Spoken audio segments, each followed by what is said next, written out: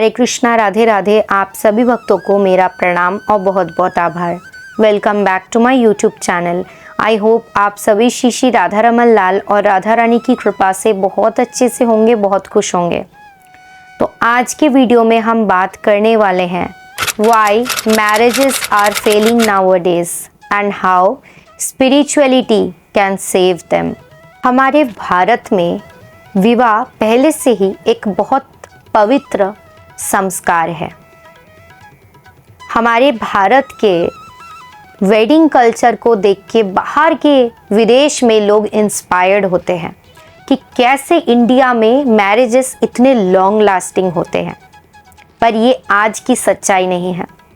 आज से 10-15 साल पहले तक भी सब कुछ ठीक था। फिर अचानक से ऐसा क्या हो गया कि आज 1 in every 15 couples are filing for divorce। ऐसा क्या हो गया कि आजकल सब लोग डिवोर्स चाहते हैं, कोई किसी से एडजस्ट करना चाहता ही नहीं है। ऐसा क्या हो गया इस दुनिया में, स्पेशली इंडिया में, कि इंडिया में क्राइम रेट दिन ब दिन इंक्रीज होता जा रहा है।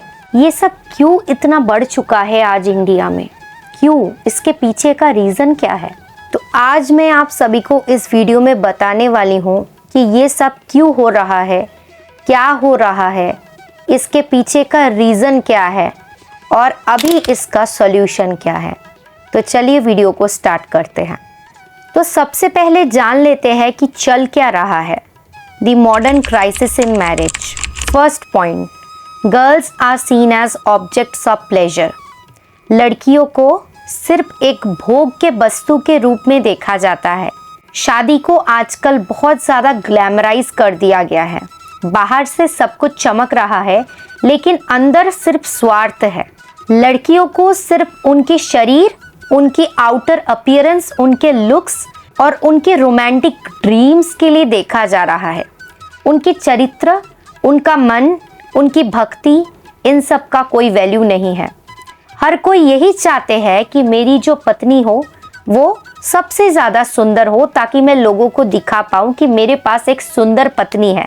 यानी कि जैसे हम बचपन में होते थे कि एक खिलौना मेरे को खरीदना है जो बहुत अच्छा होगा, जिसको मैं शो ऑफ कर सकूं, ठीक उसी तरीके से मेरे को एक सुंदर वाइफ चाहिए, सो दैट मैं ग्लैमराइज कर सकूं इस चीज़ को कि देखो मेरी वाइफ कितनी सुंदर है। नेक्स्ट पॉइंट है, boys are seen as ATM machine और मनी प्लांट। लड़कों को ऐसे देखा जाता है कि लड़के तो है ही हमारे ऊपर खर्चे करने के लिए। कुछ लड़कियां, सब लड़कियों की बात यहाँ पे नहीं हो रही है, कुछ लड़कियां जो इंडिपेंडेंट बनने की बात करते हैं, इक्वलिटी की बात करते हैं, एम्पावरमेंट की बात करते हैं, लेकिन जब पैसे खर्च करने की बारी आते हैं तो वो यही डॉगमा को अपने मन में स्टिक कर देते हैं कि लड़के होते हैं खर्च करने के लिए, एक्सपेंसेस उठाने के लिए। लड़कियों को खर्च नहीं करना है। लेकिन अगर रियल में विमेन एम्पावरमेंट की बात करें, सेल्फ इंडिपेंडेंट होने की बात करें, तो जो लड़कियां रियल में सेल्फ एम्पावर्ड है वो खुद को संभालना जानते हैं, वो किसी से अपना खर्च नहीं उठाती है। तो जो लड़कियां लड़कों से अपने खर्च उठाते हैं, भले ही उन लड़कों के कमाई उनसे कम हो, लेकिन खर्च उनको उन्हीं से उठाना है, चाहे वो आपका बॉयफ्रेंड हो, चाहे वो आपका हस्बैंड हो। तो जब वो लड़का आपके ज़रूरतों को पूरा नहीं कर पाते हैं, ज़रूरत इन द सेंस पैसे खर्च नहीं कर पाते हैं, तभी लड़ाई स्टार्ट हो जाती है। तो ये भी एक मेजर रीज़न है डिवोर्स का। नेक्स्ट पॉइंट है, नो स्पिरिचुअल फाउंडेशन। आजकल की शादियाँ सिर्फ शो ऑफ बन चुकी है। पहले इतनी ग्लैमराइज तरीके से इतना शो ऑफ करके शादियाँ नहीं होती थी, फिर भी शादियाँ लॉन्ग लास्टिंग बन चुके हैं।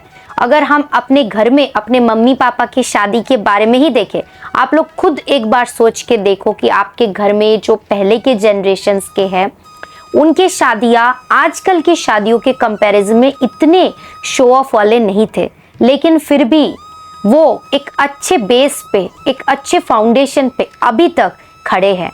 लेकिन आजकल की शादियों में जितना पैसा खर्च होता है, जितना ज़्यादा ग्लैमराइज होता है, सब कुछ सिर्फ सोशल मीडिया में शो ऑफ करने के लिए, सिर्फ और सिर्फ रिलेटिव्स को शो ऑफ करने के लिए। आप खुद देखिए कितने सारे ऐसे सोशल मीडिया में इन्फ्लुएंसर्स है, कितने सारे ऐसे सेलिब्रिटीज़ है जो धूमधाम से करोड़ों रुपए खर्च करके ग्लैमरस वे में शादी करते हैं, लेकिन उसके कुछ साल बाद सुनने को मिलता है कि उनका डिवोर्स हो चुका है। तो तभी हमें समझ आता है कि ये सब सिर्फ शो ऑफ करने के लिए होता है। अगर कोई स्पिरिचुअल फाउंडेशन नहीं है, यानी कि अगर भगवान बीच में नहीं है, तो उस शादी का टिकना बहुत ही ज़्यादा मुश्किल हो जाता है। तो हमने देखा कि आजकल के जनरेशन में चल क्या रहा है। आजकल के जनरेशन में चल रहा है बस शो ऑफ, हर चीज़ को ग्लैमराइज करना, हर चीज़ को बस लोगों को शो ऑफ करना कि हम कितने खुश हैं, लेकिन रियलिटी कुछ और है। तो अब जान लेते हैं कि divorce and even crimes are increasing. तो इसके पीछे का रीज़न क्या है, चलिए पॉइंट वाइज समझते हैं। First point, lust over love. हमें पता है कि काम या लस्ट कितना ज़्यादा एक बहुत ही गंदा चीज़ होता है। क्यों? क्योंकि जब आपका स्वार्थ खत्म हो जाता है तो आपका मन उस इंसान से भर जाता है। और इस संसार में लड़का लड़की जब एक दूसरे को भोग के वस्तु के रूप में देखते हैं तो वो चीज़ ज़्यादा दिन तक नहीं टिकता है, वो लड़का या लड़की गिव अप कर देते हैं। हम ये देखते हैं कि आजकल ऐसे भी हो रहे हैं कि 40, 50, 60 इयर्स के लोग, 60 साल के लोग जो लस्ट से अभी तक भरे हुए हैं, वो बाहर जाके गर्लफ्रेंड्स ढूंढते हैं, बाहर अफेयर चलाते हैं। क्यों होता है ऐसा? अगर आप सच में अपनी वाइफ से प्यार करते थे, काम नहीं, प्यार करते थे, लस्ट नहीं, तो फिर आप किसी और की तरफ देखते भी नहीं। लेकिन आपके मन में लस्ट था, आपने शादी भी इसलिए किया कि लस्ट, भोग के लिए, तो फिर आपका मन तो बाहर जाएगा ही। तो ये भी डिवोर्स का एक मेन रीज़न है, चाहे वो लड़के के केस में हो या लड़कियों के केस में हो। नेक्स्ट पॉइंट है नो इमोशनल मैच्योरिटी। बहुत ज़्यादा ईगो, कोई इमोशनल मैच्योरिटी नहीं। बहुत बार ऐसा होता है कि हमारे पेरेंट्स फोर्सफुली हमारी शादी करवा देते हैं, तब भी ये केस होता है कि हम उनके साथ एडजस्ट नहीं कर पाते हैं। कुछ टाइम पे ऐसा भी होता है कि हम इमोशनली मैच्योर नहीं होते हैं। हमारे झगड़े लड़ाई इसलिए होते हैं क्योंकि हम ये सोचते हैं मैंने उसको ये दिया, उसने मुझे वो चीज़ क्यों नहीं दिया, मैंने उससे वो मांगा, उसने मुझे ये क्यों नहीं दिया। वो लोग समझने को तैयार ही नहीं है कि हर टाइम पे इंसान एक जैसा नहीं रहता है। Emotional, physical, financial ups and downs रहते हैं। हर टाइम एक इंसान अपने पास पैसों की गाड़ी में, पैसों की गोदी में नहीं बैठा रहता है। तो हर लड़की अगर ये बात समझती है कि उसने अभी मुझे नहीं दिया तो इसके पीछे कोई रीज़न हुआ होगा, तब लड़ाई नहीं हो सकते हैं।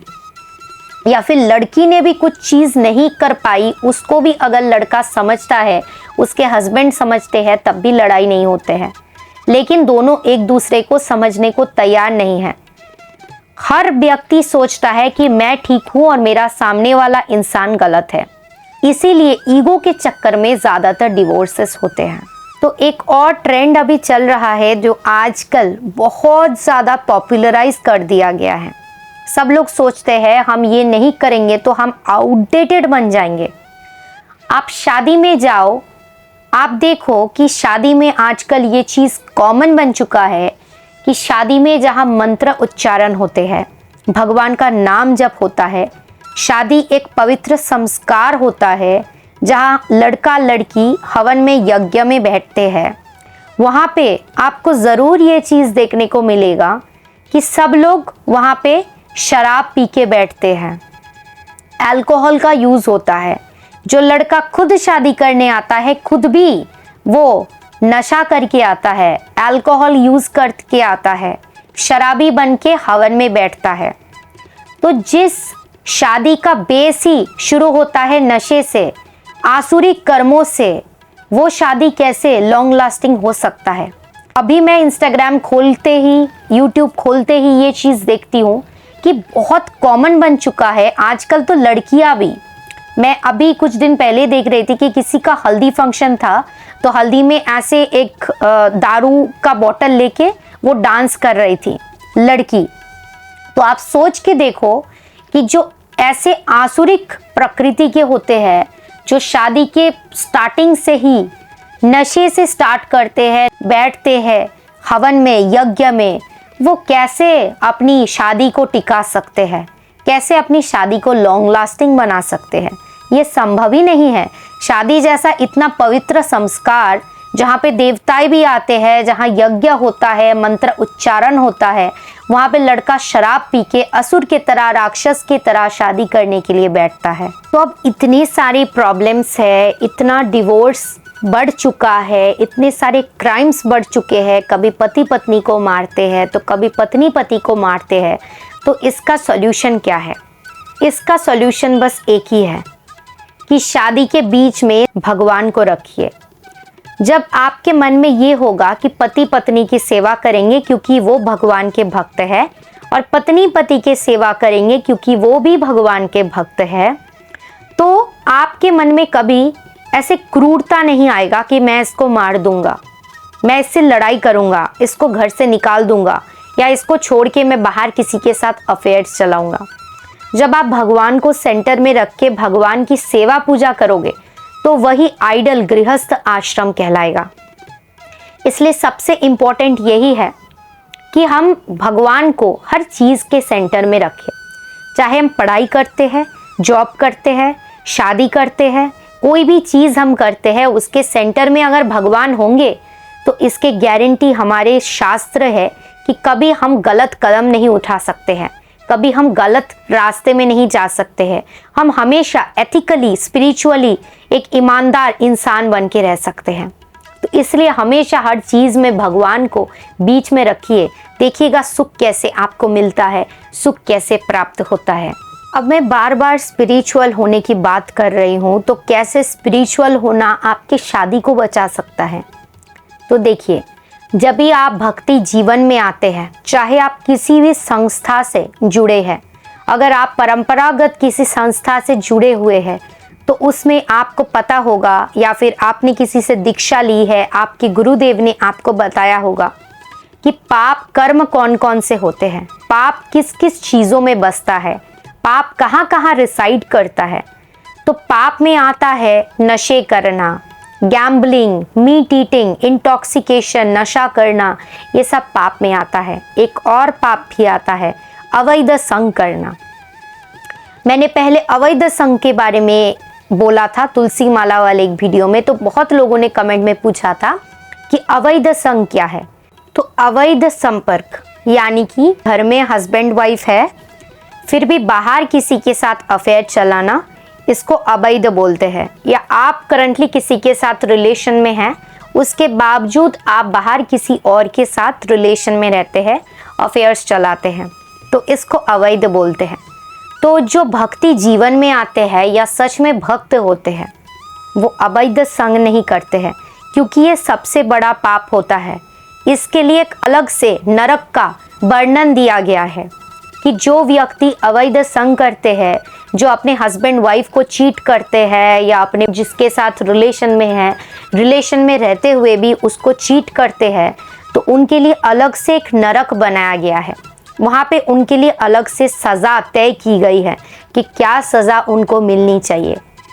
जो भक्ति जीवन में है, जो भगवान को अपने सेंटर में रखते हैं शादी के, वो जानते हैं कि ये सब करना गलत है। जब आप बाहर कोई अफेयर नहीं चलाओगे, बाहर किसी के प्रति आपका मन नहीं जाएगा, बाहर किसी और के साथ अपने हस्बैंड और वाइफ को कंपेयर नहीं करोगे, तो 90% प्रॉब्लम्स यहीं पे ख़त्म हो जाएंगे। क्योंकि क्या होगा कि नॉर्मल जो रिश्ते होते हैं उसमें हस्बैंड अक्सर अपनी वाइफ से बोलते हैं कि देखो बाहर इसकी वाइफ कितनी सज धज के रहती है, कितना अपने आप को ऑर्गेनाइज रखती है, या वाइफ अपने हस्बैंड को बोलते हैं कि देखो इसका पति कितना अच्छा है। तो इस तरीके से कंपेयर करना, आई डोंट थिंक सो कि ये भक्तों के बीच में होता होगा। तो आप अगर एथिकली, स्पिरिचुअली एक अच्छे पाथ में रहते हैं, तो ये तय है कि 90% मैरिजेस के प्रॉब्लम तो आपके ऑटोमेटिकली ख़त्म हो जाते हैं। तो चलिए जान लेते हैं कि हमारे शास्त्रों में शादियों के बारे में या शादी को अच्छे तरीके से लॉन्ग लास्टिंग बनाने के बारे में क्या कहा गया है। सबसे पहले बता देती हूँ कि जो भक्त होते हैं या भक्ति जीवन में रहते हैं वो जानते हैं कि शादी सिर्फ एक ही बार होती है और एक ही इंसान से होती है, बार बार नहीं होती है। तो शादी एक विवाह संस्कार है, इसको विवाह संस्कार के जैसे ही रहने देना चाहिए। अलग अलग लोगों के साथ शादी करना, बाहर अफेयर्स चलाना, अपनी शादी में नशे में अपनी शादी में बैठना, हवन में बैठना, अपनी वाइफ को भोग की वस्तु समझना, अपने पति को पैसा कमाने वाला मशीन समझना, ये सब एक अच्छे भक्त तो दूर की बात है, अच्छे इंसान के मन में कभी नहीं आएगा। अगर आप एक ईमानदार, एक ऑनेस्ट, एक सच्चे अच्छे इंसान हैं तो आप ये सब नहीं सोचेंगे। ये सब अगर आप सोचना बंद कर देंगे तो भी आपके आधे से ज़्यादा प्रॉब्लम सॉल्व हो जाएंगे। भगवत गीता में कहा गया है, यज्ञनार्थात कर्मणो यत्र लोकोयम कर्म बंधना, यानी कि जितने भी हमारे कर्म हैं वो भगवान श्री कृष्ण को, भगवान विष्णु को ऑफरिंग के रूप में यूज़ करने चाहिए। चाहे आप कुकिंग करते हैं, चाहे आप क्लीनिंग करते हैं, चाहे आप कुछ अच्छा खाना बना रहे हैं घर में, चाहे आप कुछ भी कर रहे हैं, तो वो भगवान को सबसे पहले निवेदन करना चाहिए।